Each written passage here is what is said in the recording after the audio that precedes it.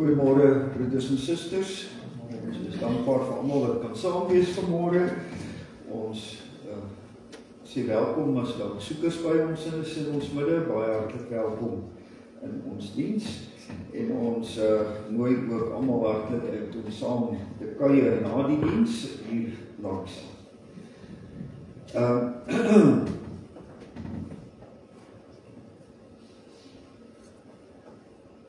Kateksasie vanmôre, les 8, belydenisklas, Dinsdag in Sedgefield. Bybelstudie Dinsdagoggend in Sedgefield, Dinsdag aand in Nysna.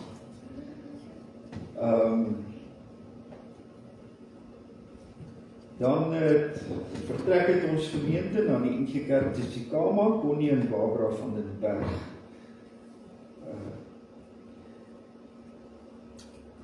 Ons hou aan ieder approbasie voor as diaken, Suster Jean-Marie Hamman. Mag die Here haar ook lei in die oorweging van die roeping. Ons het nagelaat, die besluit was eintlik al met die kerkraadsvergadering geneem, maar nog nie by die afkondiging uitgekom nie. So vandag dan die eerste afkondiging, dat ons haar ter approbasie in die voor.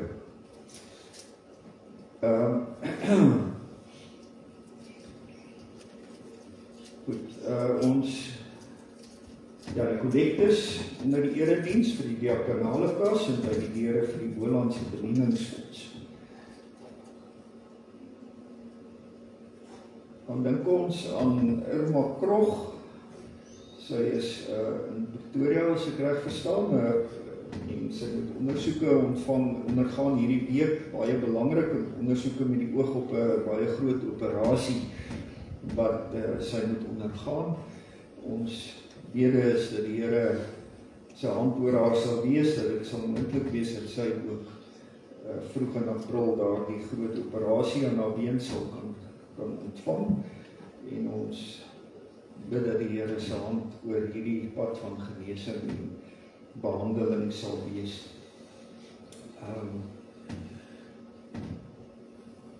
Ons sê ook baie hartlik geluk aan die wat verjaar hierdie week. Jean-Marie Hamman wat verjaar, Hans Dorothy en Jessica Tennyson, almal hierdie week. Ons sê aan hulle baie hartlik geluk met die verjaarsdag. Ons wil dan ook die seënbede toesing vir almal wat verjaar, ook vir Irma en die wat beswaar kry, vir die Here se seën oor hulle lewens. Ons dink ook aan Jean-Marie vir die oorweging van die roeping om diaken te wees. Kom ons hou dit alles in gedagte wanneer ons die seënbede dan ook sittende saam sing. Amen.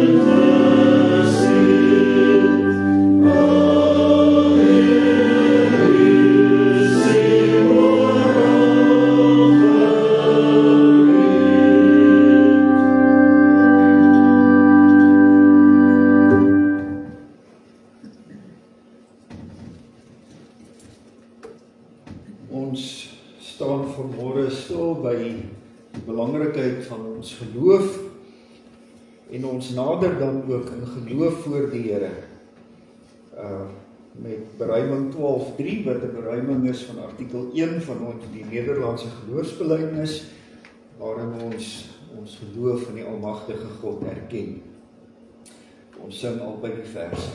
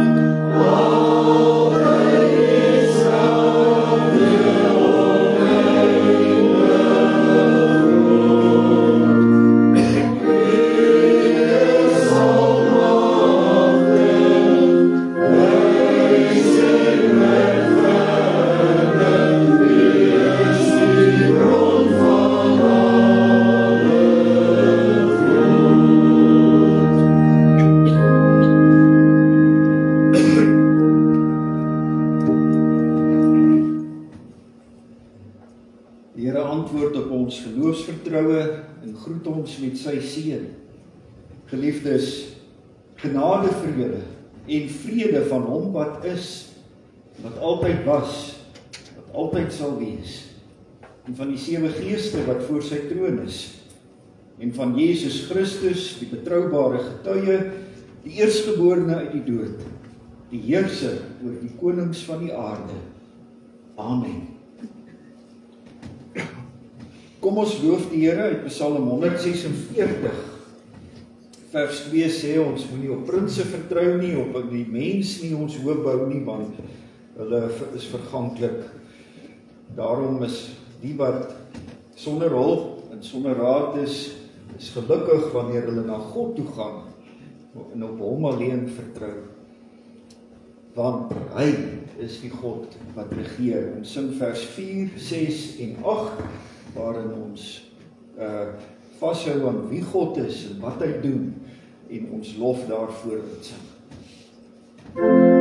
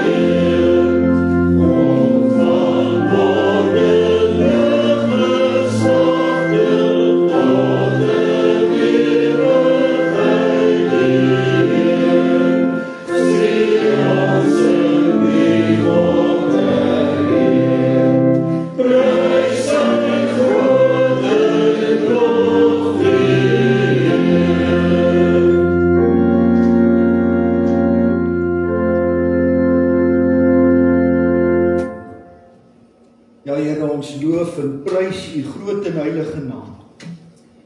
Ons aanbid U in U grootheid, U heiligheid, U majesteit, U heerlikheid. Ons erken dat U alleen die ware God is.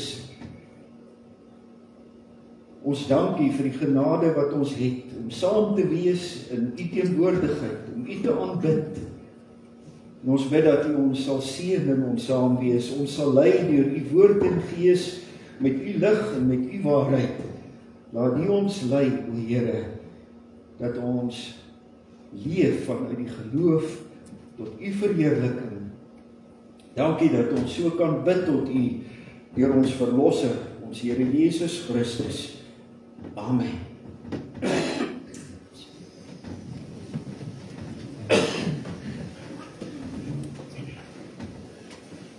Ons gaan by die elemente van die geloofsbelijdenis in die wet later terugkom in die erediens. Ons wil vanmôre begin met die woordbediening. Ons is besig met Johannes hoofstuk 3, sy eerste gedeelte. Ons het reeds 2 Sondae by hierdie gedeelte stilgestaan, en vandag wil ons nog 'n keer by hierdie bekende en belangrike gedeelte in die woord stil staan. Johannes 3, en ek gaan weer lees van vers 1 af, dat ons net weer oor die hele verloop van die gesprek van Christus met Nikodemus kan vashou. Daar was 'n man uit die geleerdere van die Fariseërs met die naam Nikodemus, 'n leier van die Jode. Hy het in die nag na Jesus gekom en vir hom gesê: Rabbi, ons weet dat U 'n leermeester is wat van God gekom het, want niemand kan hierdie tekens verrig wat U verrig as God nie met hom is nie. Jesus het hom geantwoord: Amen, amen, ek sê vir jou, as iemand nie van bo gebore word nie, kan hy die koninkryk van God nie sien nie.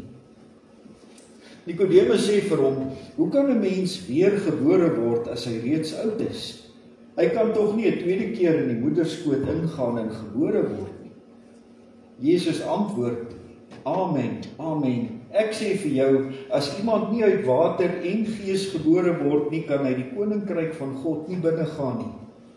Wat uit die vlees gebore is vlees, en wat uit die gees gebore is gees. Moenie daaroor verbaas wees dat ek vir jou gesê het, julle moet van bo gebore word nie. Die wind waai waar hy wil en jy hoor sy geluid, maar jy weet nie waarvandaan hy kom en waarheen hy gaan nie. So is elkeen wat uit die gees gebore is. So die saak van die wedergeboorte waarby ons 2 weke terug stil gestaan het. En dan kom die vraag oor, maar hoe is dit moontlik? Hoe kan dit gebeur? Die begronding wat lê in Christus se soenoffer. Hierop vra Nikodemus vir hom: hoe kan hierdie dinge gebeur? En Jesus het hom geantwoord: jy is die leermeester van Israel en jy begryp hierdie dinge nie? Amen, amen, ek sê vir jou, ons praat oor wat ons weet en ons getuig oor wat ons gesien het, en tog aanvaar julle ons getuienis nie. As ek julle van die aardse dinge vertel en julle glo nie, hoe sal julle dan glo as ek julle van die hemelse vertel? En niemand het na die hemel opgevaar nie, behalwe hy wat uit die hemel neergedaal het. Dit is die seun van die mens. En net soos Moses die slang in die woestyn verhoog het, so moet die seun van die mens verhoog word, sodat elkeen wat in hom glo, die ewige lewe sal hê.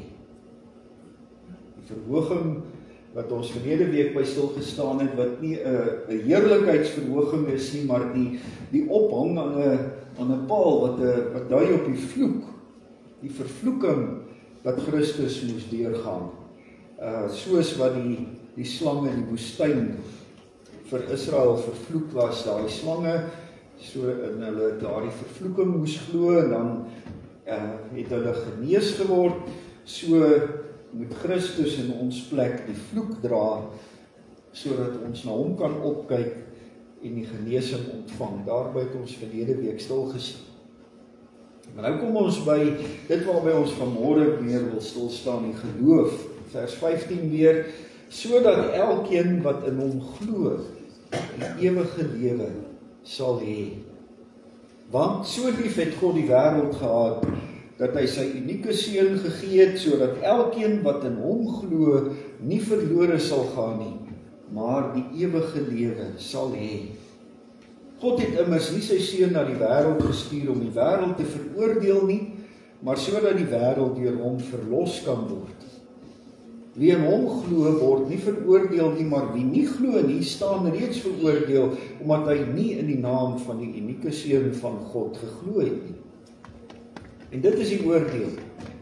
Die lig het in die wêreld gekom, maar die mense het die duisternis liefgehad bo die lig, omdat hulle dade boos was. Want elkeen wat kwaad doen, haat die lig en kom nie na die lig nie, sodat sy dade nie aan die kaak gestel kan word. Maar wie volgens die waarheid leef, kom na die lig, sodat sy dade bekend kan word, dat hulle in God gedoen is. Ons lees tot sover. Ons het met nagmaal ons stilgestaan ook by die opdrag gaan in deur die nou poort. Ons het toe reeds vasgemaak dat die poort is Jesus Christus, dat ons deur hom die toegang het. En uit Johannes 3 daarna het ons eintlik verder by hierdie tema wat verder ook uitgebrei is. Die wat ingaan in die koninkryk is wedergeborenes, mense wat daarom die deur sien. Die begronding, en soos wat ons ook met nagmaal gesê het, die deur is Jesus Christus. Dis deur sy soendood wat ons die verlossing kan kry, wat ons kan ingaan in die koninkryk. Vandag is ons by, hoe gaan ek in?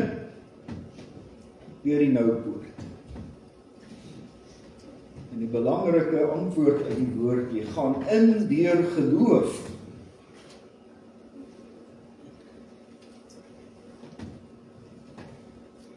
Ons sluit vanmôre dan ook aan by Sondag 7 van die Heidelbergse Katekismus.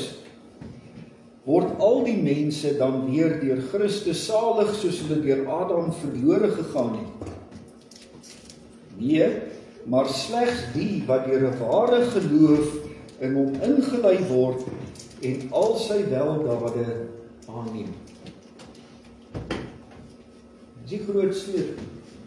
Word alle mense gered, soos wat almal verlore gegaan het? Nee, net hulle wat glo, gaan in. Dis die manier waarop ek deur die poort gaan. Deur Christus in die koninkryk ingaan, is deur geloof.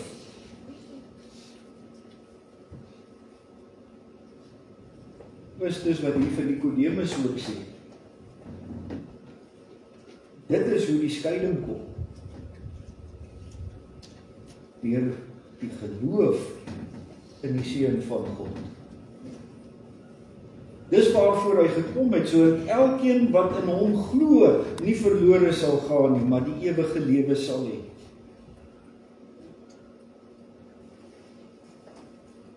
Ek moet ook doen. Ja, daar is ook die baie woord wat vir ons sê, die geloof is ook 'n gawe, ons word ingelyf in Christus. Ons wil op daardie kant nie soveel klem lê vanmôre. Maar die opdrag om te glo, is gedurig die opdrag, glo in Christus. Wanneer die hof of die tronkbewaarder van Filippi tot bekering kom, of die evangelie hoor, dan vra hy vir Paulus en Silas, en wat moet ek doen? Dan sê hulle vir hom, glo.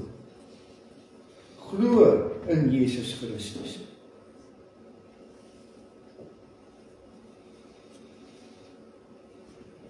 Ons moet hom aangryp, ons moet vasmaak. En as ons glo, dan gaan ons in die koninkryk. Dan is ons binne. In hierdie gedeelte word dan ook gesê, so kom die skeiding. So word die mensheid verdeel. Die wat binne is en die wat buite is. Die wat binne is deur die geloof en die wat in ongeloof buite bly en nie ingaan. Die wat binne is het die ewige lewe. Die wat buite is leef in die dood. En hulle gaan verlore op grond van wat hulle doen. Deur hulle werke wat boos is. Hulle is bly in die duisternis, want hulle weier om in te gaan in die lig. So sê die gedeelte, kom die skeiding.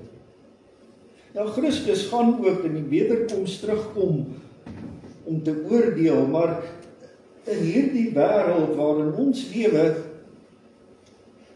word hy verkondig as die weg, as die toegang tot die koninkryk van God.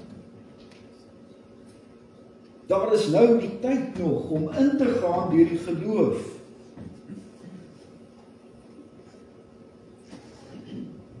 Op ander plekke waarsku die Here en sê, gaan in, want daar kom 'n dag wanneer die deur gaan toesluit. Daar kom 'n dag wanneer daar nie meer toegang gaan wees nie. Daar kom 'n dag, sê Christus in Lukas, wat julle aan die deur gaan kom hamer en sê, Here, Here, maar ons het op ons strate geleer, ons het U geken daar waar ons was. En dan sê hy vir hulle, ek ken julle nie, want julle is nie binne nie. Hy beskryf hulle dan as die mense van ongeregtigheid, die mense van sonde, omdat hulle nie ingegaan het. Daar is gedurig in die woord hierdie waarskuwing, gaan in, want daar kom 'n tyd wanneer die deur gaan sluit. En nou is die deur oop, en dis wat Johannes 3 ook sê, wat Christus vir Nikodemus sê, ek het nie gekom om julle te oordeel nie, ek het gekom om die oordeel te dra. Die seun van die mens moet aan die hout opgehang word, soos die slang in die woestyn.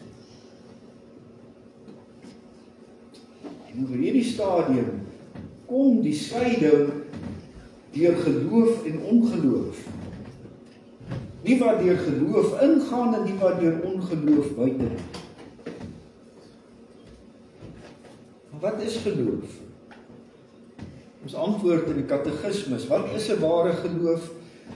'n Ware geloof is nie alleen 'n vasstaande kennis, waardeur ek alles wat God in sy woord aan ons openbaar het, vir waar aanvaar nie, maar ook 'n vaste vertroue, wat die Heilige Gees deur die evangelie in my hart werk, naamlik dat God nie net aan ander nie, maar ook aan my, uit louter genade, slegs op grond van die verdienste van Christus, vergewing van sondes, ewige geregtigheid en saligheid geskenk het.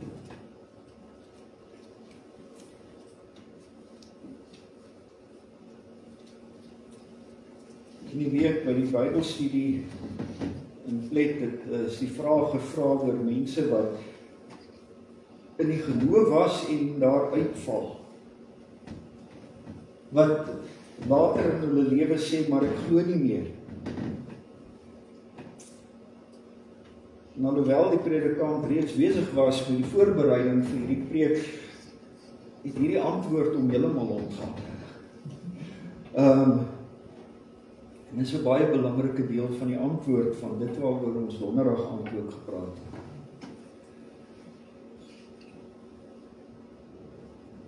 Hierdie twee elemente van geloof. Wat is ware geloof? En ons ken dit so goed, vasgemaak, kennis en vertroue.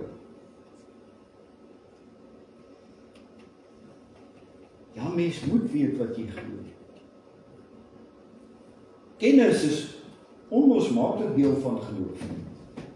Jy kan nie iets glo wat jy nie weet nie. Dis onmoontlik. Sê vir die kinders so in die katekisasie altyd as ons hieroor praat. Kom ons maak sommer net 'n woord op.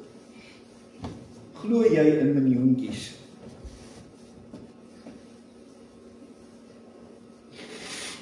Wat is dit? Jy weet wat dit is, jy sê jy glo daaraan nie. Jy kan nie maar ook net sê, ja, maar die dominee die woord gebruik, so miljoentjies moet bestaan nie, so ek moet daaraan glo nie. So ek glo in miljoentjies, want dominee sê so. Nee, jy kan nie in iets glo wat jy nie weet wat dit is nie, is 'n woord wat ek opgemaak het. Nou bestaan nie so iets nie. Jy kan nie daaraan glo nie. Dis maar net om te sê, jy kan nie iets glo as jy nie weet nie. Jy moet kennis hê om te kan glo. Die Here het nie vir ons 'n dik boek gegee wat ons die Bybel noem. Sodat ons hom moet weggooi en sê, ja, hy het hom vir ons gegee, maar niks daaraan is nodig om te weet. Ek hoef dit nooit te lees nie, ek hoef nie te weet wat daarin staan nie, ek hoef nie aan te grawe in die detail daarvan nie. Dit maak my net deurmekaar. Ek glo nie. Ek glo nie. Wat? Wat is daai wat jy net glo? As jy nie weet wat dit is nie, hoe glo jy dit? As ons nie weet wat die Here aan ons openbaar nie, hoe kan ons sê ek aanvaar dit? Nou natuurlik is kennis 'n baie belangrike deel van ons geloof. Daarom moet ons kinders leer. Daarom moet ons altyd bly leer. Daarom moet ons ingrawe in die dieptes van die woord. Ja, my kennis is 'n belangrike deel van my geloof, maar geloof is nie net kennis nie. Kennis is kennis, dis nie geloof nie. Om iets te weet, beteken nie noodwendig dat jy dit glo nie. Daar's baie goed wat ek weet, wat mense sê en maar wat ek nie glo nie. Daarom wat die katekismes ook sê, geloof is nie maar net 'n vasstaande kennis, maar dit is meer, dit is ook 'n vaste vertroue. Wat is daai vertroue? Dat hierdie dinge wat ek weet, nie net veranderbaar is nie, maar ook vir my. Ander vertroue, soos dit hier ook omskryf word, is toeëiening. Dis om dit te vat en te sê, maar dit is vir my waar. Ek leef hiermee. Dis nie maar net kopkennis nie. Dis hartkennis. Dis aanvaarding. Dis toeëiening.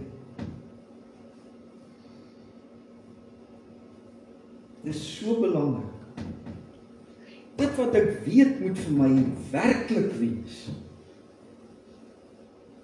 Anders glo ek nog nie.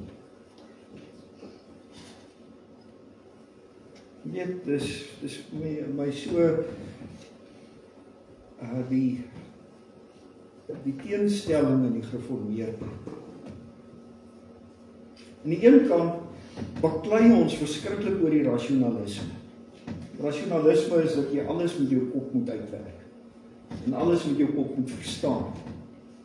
Ons baklei teen die rasionalisme, want ons sê, hierdie ouens wat sê, as ek ding nie kan verstaan nie, dan kan ek dit nie glo nie, so ek glo nie in God nie, en ek wil die Bybel net bloot akademies ontleed as 'n geskiedkundige boek en al so aan, en ons uit die aard van die saak kan ons nie daarmee saam.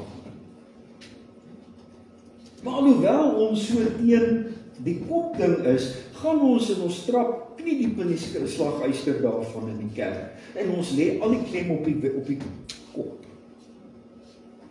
Dit wat jy weet.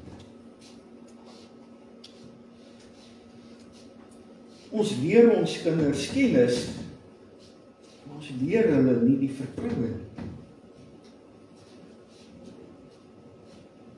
Ons lê die klem in die kerk op dit wat ek met my kop doen, en nie dit wat ek met my hart doen.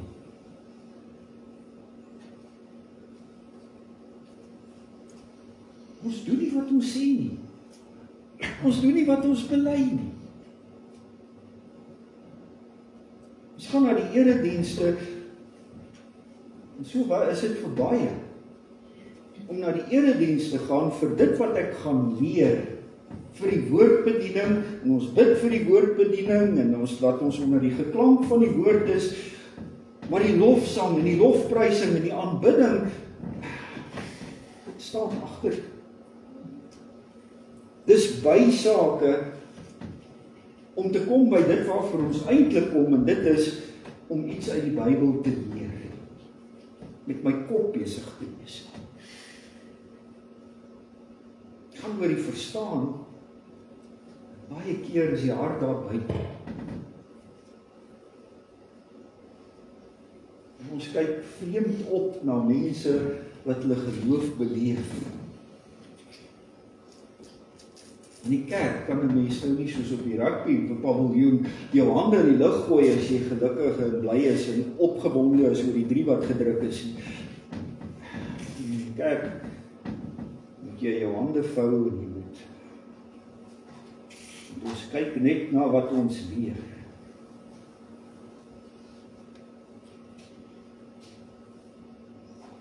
Is dit reg? Ons doen dit in die katekisasie.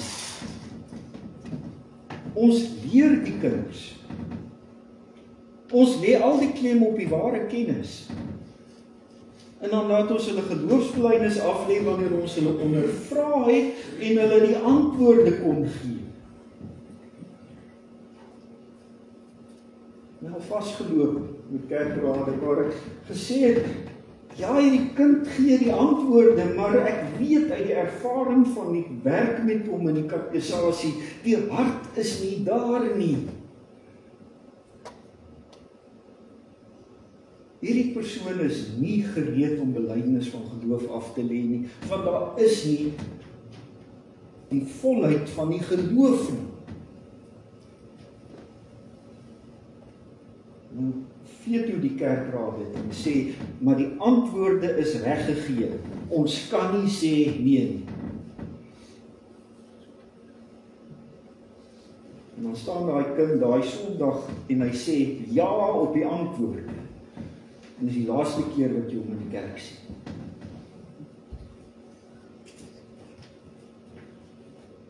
Wat doen ons? Ons is geneig om, terwyl ons baklei met net die brein, te sê, maar in die kerk is jou brein dit wat belangrik is. Dit wat jy glo is wat jy weet, om die antwoorde te kan gee. En ja, daar is baie wat so geloofsbelijdenis afgeleer, wat onderdineer oor die dinge wat in die Bybel staan en pragtige argumente kan hê, maar wat op 'n stadium van hulle lewe kom en sê, maar wat beteken dit vir my? Is dit vir my waar? Beleef ek dat die verlossing myne is? En dan sê, dit was alles in my kop. Ek is groot gemaak binne hierdie goed, ek het dit alles geleer, maar het was nooit in my hart. En dan is dit nie 'n kwessie van, ek het opgehou glo nie, dis net, gekom by die besef, dat dit wat ek weet, nie is wat ek vertrou nie. Dit is so belangrik dat ons moet weet, dit wat die Here vir ons gee, moet ek ook beleef. Ek moet dit toeëien.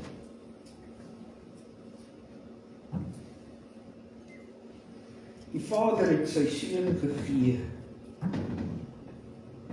Johannes 3 vers 6. Maar hy het hom ook vir my gegee. Is hy ook my Vader wat my wil as sy kind aanneem, omdat hy sy seun vir my gegee. Sodat ek in 'n verhouding met die Vader kan wees. Of is dit net die Vader het gedoen, dit het ons uit die kop uit gedoen. die seun het gekom om aan die kruispaal te hang in my plek. Is dit regtig in my plek of het hy bloot teoreties aan 'n kruis kom hang om die oordeel van God te dra en dit is wat ek geleer het? Was nie vir my waar nie.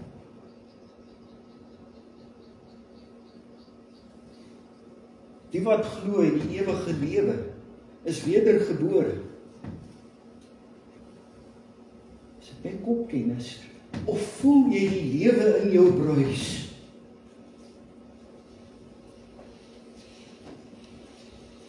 Kan ek werklik sê, ek lewe, ek ervaar dit, ek sien God in alles.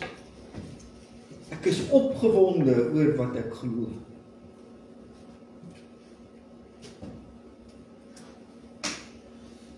Dit is ware geloof. Ons het die belewing vir die charismatige gegee. Ons gesê, nee, maar dis nie gereformeerd om te voel. Terwyl ons het bely, terwyl dit een van die sleutelvrae en antwoorde is wat ons geleer het om uit die kop uit te leer. Die eerste vraag, Sondag 7, is van die goed, as jy niks anders ter die katekismus geleer het nie, moet jy ten minste hierdie vraag ken uit jou kop. So het ons groot geword. Terwyl ons dit uit ons kop uit ken, wanneer ons kom in die gereformeerde kerke by die belewing van die geloof, by daai toe-eiening, sê ons, hierdie lyk nou so pikkie asof ons nou hier na die verkeerde kant toe. Dan was daar die reaksie teen die kerk. Groot deel van die wegspeer na die charismatiese goeders toe, en dan het hulle oorreageer en weer al die kennis uitgegooi en net die ervaring ingegooi. En dan is ons by die eerste punt, geloof is ook kennis. Jy kan nie die kennis weggooi en net die ervaring.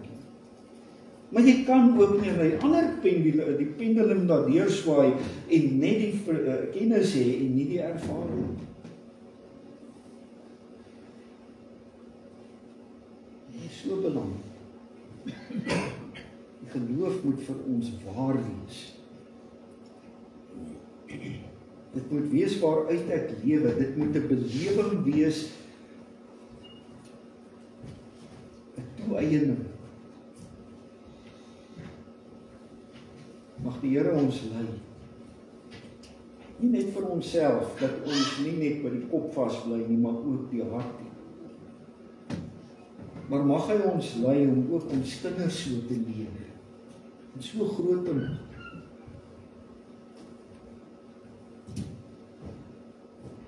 Hoekom gaan so baie jong mense uit die gereformeerde kerke uitweg, waar ons soveel die waarheid het? Hulle sê, ons het die waarheid, maar dit is so formeel. Beleef niks. Dan gaan hulle na die ander kerke toe. Moet hulle nou maar gaan, want die gereformeerdes, dis hoe ons dit doen, want ons is veronderstel om baie meer formeel te wees. Is dit reg? Moet hulle binne ons erediens ook ervaar, dit lewe. Dis waar. Dit waarmee ons hier besig is nie net kennis, maar ook hart.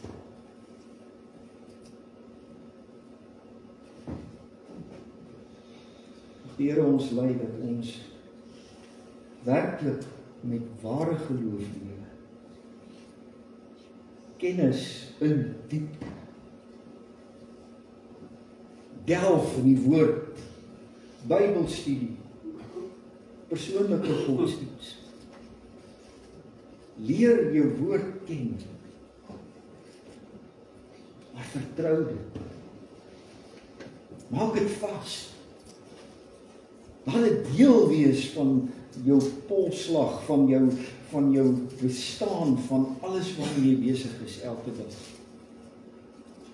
En dan sal daar ophou om hierdie skeiding te kom in ons lewens, waar ons Sondag sê, ek glo Here, maar wanneer dit in die week by die dinge kom, dan is ander goeders meer belangrik as die woord van die Here. Want dit is die werklikheid. Vir baie mense so. En jy sê, maar hoekom doen jy hierdie ding nie in die week nie? En sê hulle, maar doen nie, jy moet die werklikheid verstaan. Want die werklikheid is werklik, maar die geloof is nie kop. Die geloof moet die werklikheid wees. Moet deursuur wees daarmee. Dan is daar verbinding in alles van my dade, in alles hoe ek lewe. Tussen my, dit wat ek weet en dit wat ek doen.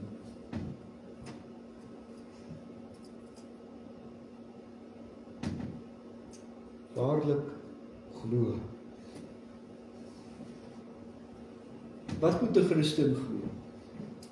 Alles wat in die evangelie aan ons beloof word, en wat in die artikels van ons algemene en ongetwyfelde Christelike geloof ons in hoofsaak leer. Dan volg die 12 artikels waarmee ons geloof bely. Belangrike waarheid, maar wat ook in my hart moet wees. Kom ons bely saam ons geloof. Ons dink wanneer ons bely, nie net aan die woorde nie, maar hoe dit vir my waar is. Ek gaan voorgaan met die eerste gedeelte van die belydenis, ons sing die tweede deel, die beruiming daarvan, vers 4 en 5 van beruiming 12:2, en dan gaan ons direk daarna, ons gaan bly staan, en dan gaan ons ook skrifberuiming 1:3 sing, die beruiming van die gedeelte wat ons gelees het, wat ons by vandag ook stil gestaan het, Johannes 3. Ons het dit verlede week ook gesing, maar ons is vandag nog steeds met daai gedeelte besig, so ons gaan dit ook weer sing, toeëien. So, kom ons staan vir ons geloofsbelijdenis asseblief.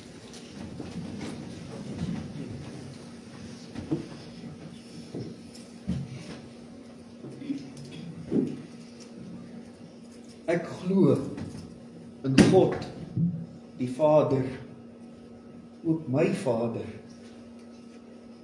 die Almagtige, ook almagtig in my lewe, die skepper van die hemel en die aarde, het al die mag het. En in Jesus Christus, sy enige gebore seun, ook my Here en Koning, wat ontvang is van die Heilige Gees, en gebore is uit die maagd Maria, ook vir my verlossing. Wat gelei het onder Pontius Pilatus, gekruisig is, gesterf het en begrawe is, wat die lyding van die hel ondergaan het. Ook in my plek, ook vir my, wat op die derde dag weer opgestaan het uit die dood, sodat ek kan lewe, opgevaar het na die hemel, om ook oor my te regeer en sy sit aan die regterhand van God, die Almagtige Vader, waarvandaan hy sal kom om die lewendes en die dooies te oordeel, vir my die ewige heerlikheid te bring, en die oordeel oor die wat nie wou glo nie. Kom ons sing die beruiming van die tweede deel.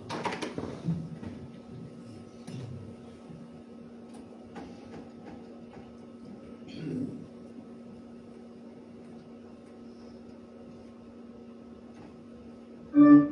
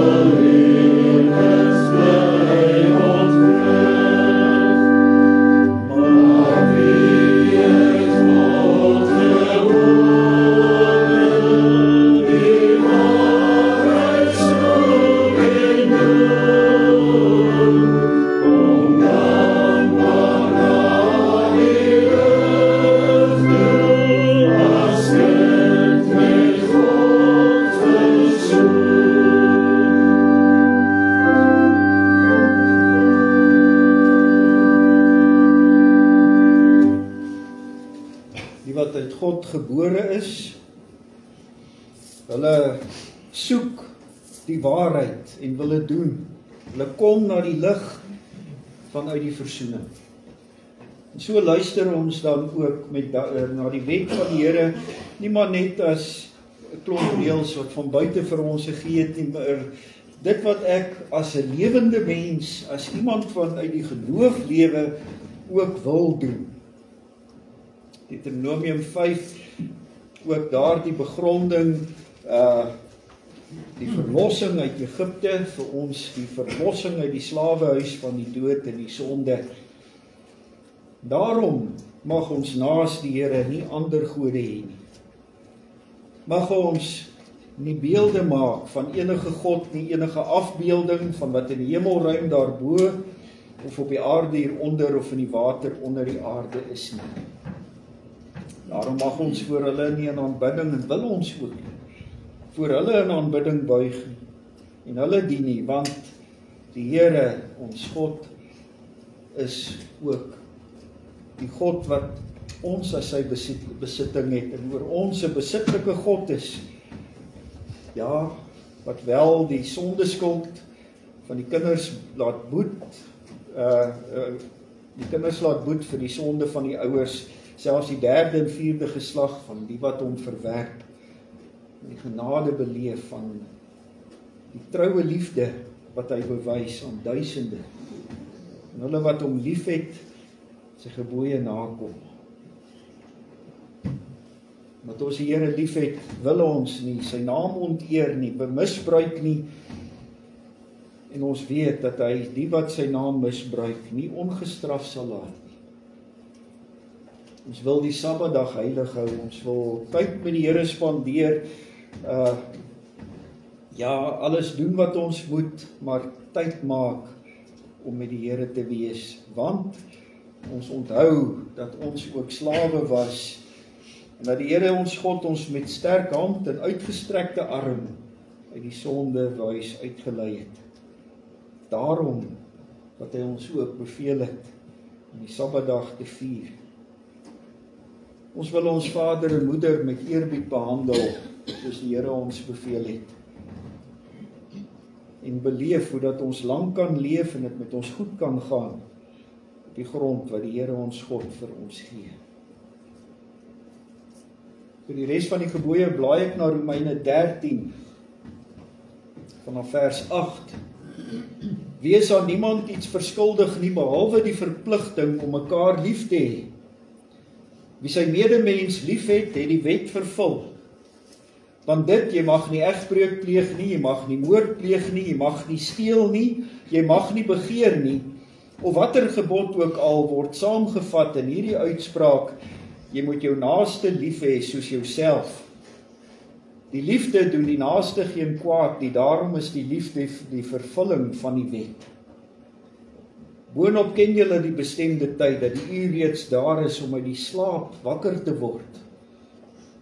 Ja, ons verlossing is nou nader as toe ons tot geloof gekom het.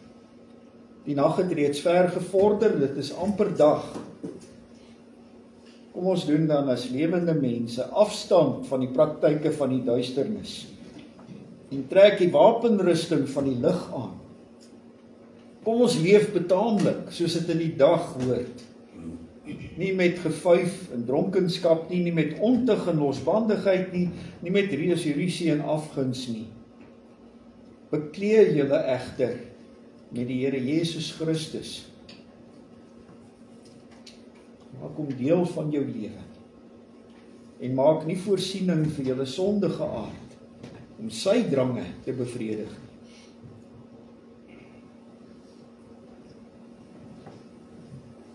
Here, ons almagtige God en Vader,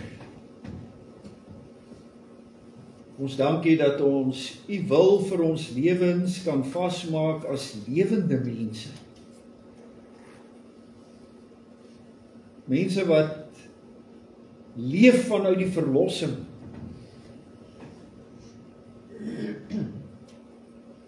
Ons dankie, Here, dat ons in geloof kan leef. Dat u self aan ons so openbaar, dat ons u kan ken, die waarheid van u bestaan, wie u is en wat u gedoen het, waarsteer die geskiedenis, wat u wil is, dat u al hierdie dinge vir ons so duidelik in die woord openbaar.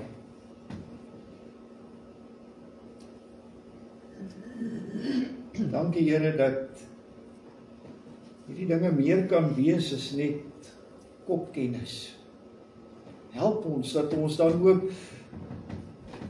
die waarheid van die geloof, van dit wat ons glo, werklik in die hart sal vasmaak.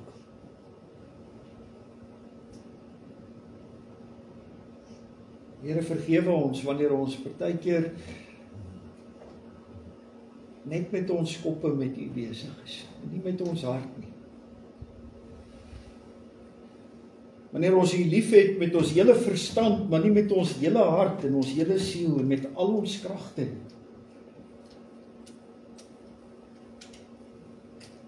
Lei ons Here om u nie net lief te hê met dit wat ons weet nie,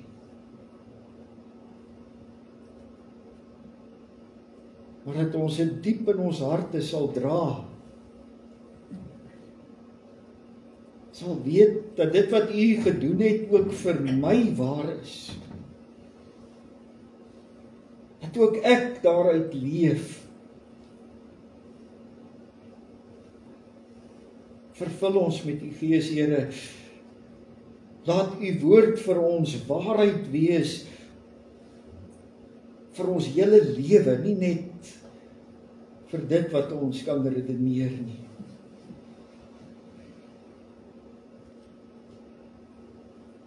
Dankie Here dat ons daarom juis met vrymoedigheid alles van ons lewe voor u kan bring, nie maar net in woorde nie, maar met die wete, u hoor ons, u verstaan ons, u sien ons hart. Dankie dat ons dit voor u kan bring, ons daaglikse versorging, ons gesondheid, ons lewenskrag, dit waarmee ons elke dag moet besig wees. Dankie dat ons die dinge wat ons bang maak en bekommerd maak in hierdie wêreld, die dinge wat ons ekonomie beïnvloed in die wêreld se besluite ook oor Suid-Afrika, dat ons al daardie dinge nie met angs sal sien nie, maar help ons dat ons dit werklik aan u sal oorgee en in die geloof sal lewe, dat u sal bly sorg vir u kinders. Dat die wêreld gebeure nie in mense hande is nie,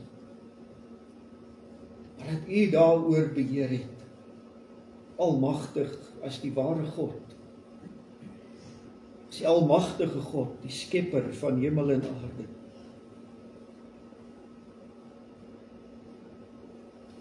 Dankie dat ons die wat siek is aan u kan opdra, die wat vertroosting nodig het, nogmaals aan u opdra, dat u hulle sal vertroos. Ons bid vir elkeen, Here, u ken elkeen se behoeftes, elkeen se eie hart. Dankie dat ons kan weet, u hoor nie net die woorde wat hardop gesê word in hierdie kerk op die oomblik nie, maar dat u ook dit hoor wat uit ons hart uit na u toe roep. Elkeen individueel.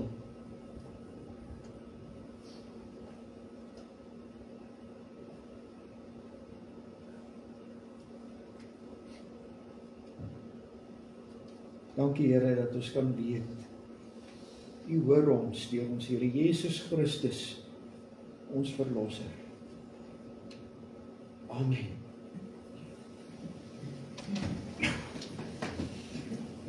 Ons antwoord ook in dankbaarheid met ons dankoffers. Ons gee die gerigte diakonie geleentheid om dit ook in te saam.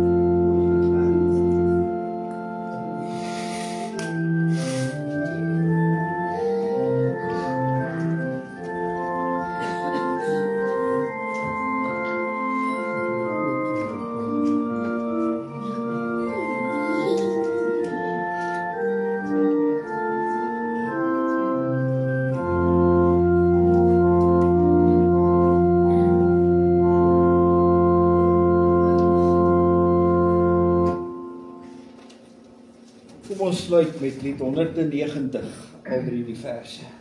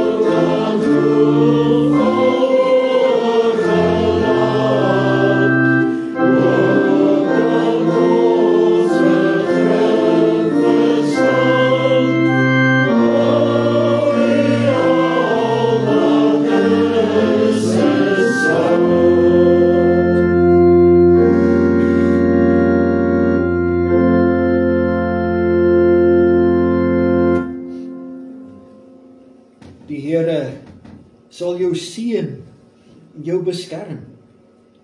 Die Here sal sy aangesig oor jou laat skyn en jou genadig wees. Die Here sal sy aangesig na jou toe oplig en aan jou sy vrede gee. Ja, die genade van ons Here Jesus Christus, die liefde van God, die gemeenskap van die Heilige Gees, bly met u almal. Amen.